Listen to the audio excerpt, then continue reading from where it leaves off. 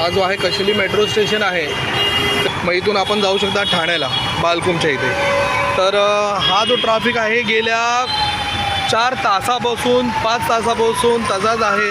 Traffic खूप प्रचंड प्रमाणे वाढत आहे. ट्रॅफिक इकडे गाड्यांचा वाहनसुद्धा तुम्ही बघू शकता, हॅवी व्हेकल, बसेस. त्यात एक ॲम्ब्युलन्स गेल्या अर्धा तासपासून अडकलेली आहे. त्याला कुठल्याही पद्धतीने मदत भेटत नाही आहे.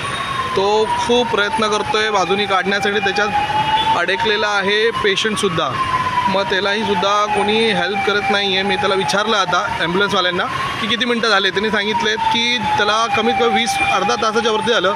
तो मागे पुढे हळूहळू करून पुढे येतो आहे. गाडी काढून ते तुम्ही ती बघू शकता तिकडे. ही ॲम्ब्युलन्स आहे या बाजूला. मी प्रयत्न करतो गाड्यांना पुढे घेण्यासाठी.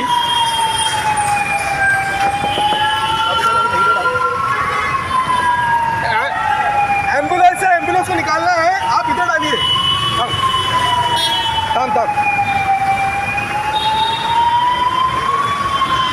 और आता या ॲम्ब्युलन्सला मार्ग थोडा ओपन करून दिला टेम्पोवाल्याने. आता हा ॲम्ब्युलन्स चालला आहे वरती पुढं. आता बघूया पुढे.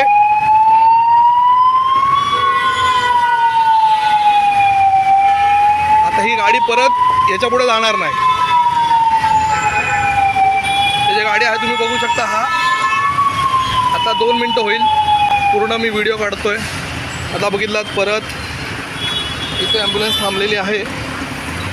आता ॲम्ब्युलन्सलाच जाऊन आपण विचारूया डायरेक्टली.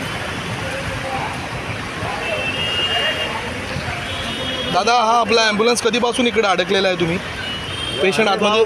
पेशंट पण आम्हाला तिथून कल्याणवरून येतं तर 4 घंटे लागले. अच्छा, 4 तास झालं? 4 तास झाले. 4 वाजता निघलो, 8 वाजले.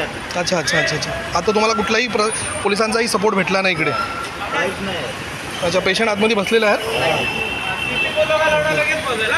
काढू ना? तेव्हा पेशंटसुद्धा आतमध्येच आहे. हे पेशंटचे नातेवाईक या पद्धतीने पूर्ण